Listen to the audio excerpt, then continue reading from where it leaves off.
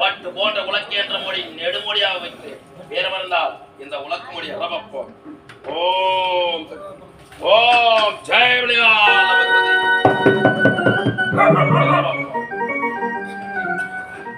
அம்மா தாய், நான்காவது முறையாக இரண்டாம் மொழி பட்டு போன்ற விளக்க மொழி வைத்தனம்மா. இந்த மோடி எடுக்கும் நேரத்தில் எனக்கு எந்த ஒரு ஆபத்தும் நேர்ந்திராமல் நீங்க தான் தாய் துணை இருக்க வேண்டும். அம்மா தாயி, உயிரில்லா மொழிதானே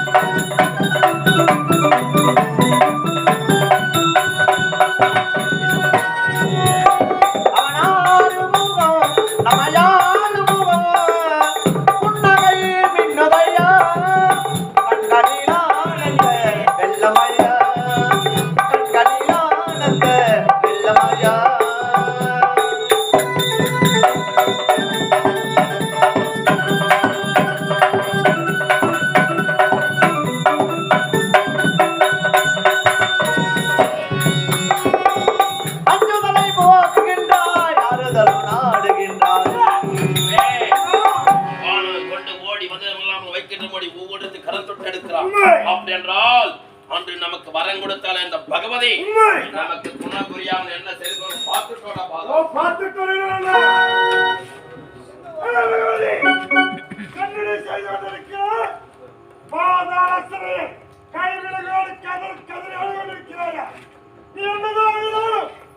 எந்த போதும் கிடையாது. வரது தம்பி அந்த மகனாகப்பட்டவன் கைகளுடைய பாதாளசரில் கதறி கதறி அழுது கொண்டிருக்கிறான். என்ன வரம் கொடுத்த பகவதியாகப்பட்டவள் பாதாள சிறையை கைவிலங்கோடு கதறிக் கொண்டிருக்கார். அம்மா தாய் என்று வீடு வீடாக வீதி வீடாக கூட்டக்கூடிய அற்புத ஜோயனுக்கு உன்னை புரிந்து கொண்டு யார் என்றே தெரியவில்லை. யாராக இருந்தால் என்ன, இந்த அற்புத ஜோயனுக்கு வைக்கிறண்டா கடைசியா இந்த கண்டன் உயிரையே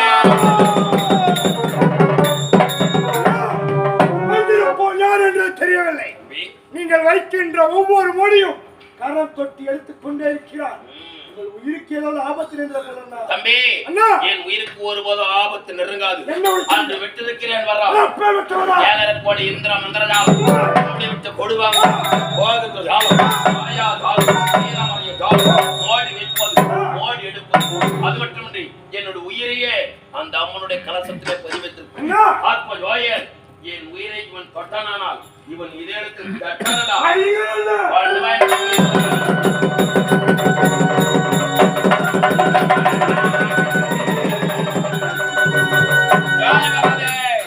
ஜன்னடி செய்து கொண்டிருக்கிற கேவலம் வீதி வீதியாக பிடிக்கக்கூடிய ஆத்ம ஜோயன் இந்த கண்டன் வைக்கின்ற மொழி ஒவ்வொருத்தை கலந்தொட்டு எடுக்கிறானே. அப்படி என்றால் நான் வாங்கிய வரம் எங்கே? பகவதி, உன்னிடத்தில் பெற்ற வரங்கள் அனைத்து வரத்தை ஒன்றாக திரட்டி இந்த கண்டன் உயிரையே பணயமாக வைக்கிறேன். ஆத்ம ஜோயன் என் உயிரை கலந்தொட்டு எடுத்தானால் அவன் சிரசாகப்பட்டது 3.25 நாளைக்குள் படார் என்று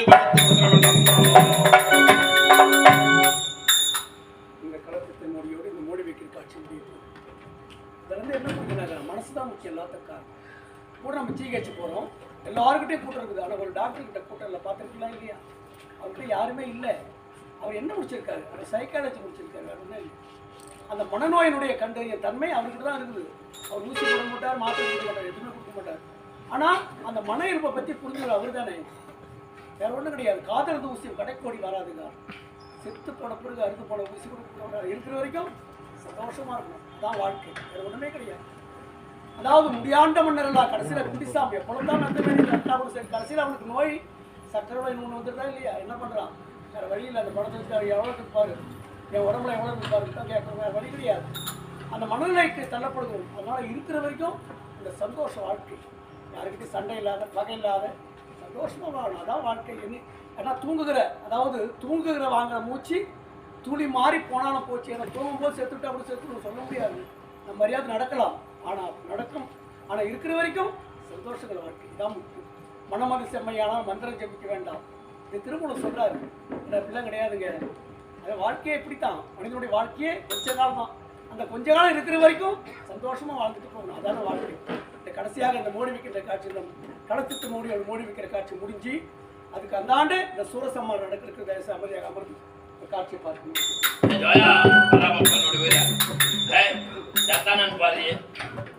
அவன் செத்து போட்டான், தலை தொங்கி போச்சு. இனி அவன் தேர மாட்டான். தீமை கலாச்சாரி சுருவாட்டுல செத்து போட்டாண்டி. அவனை ஏன் நீங்க வச்சுங்கிறா? உயிர் கீதோ என்னுடைய வீர அம்மா தாயே, கடைசி முறையாக இந்த கண்டனாகப்பட்ட நாடோட உயிருள்ள கடைசி மோடி வைத்தான் தாயே. இந்த உயிருள்ள கடைசி மோடி மட்டும் நான் எடுத்து விட்டேன் என்றால் நான் ஒரு நிச்சயமாக காப்பாற்றிடுவேன் தாயே. இந்த உயிருள்ள கடைசி மோடி நான் எடுக்கும் நேரத்தில் எனக்கு எந்த ஒரு ஆபத்தும் நேரிடாமல் நீங்கள் தான் தாயை சொல்லியிருக்க வேண்டும். அம்மா தாயே, உயிருள்ள கதகதனை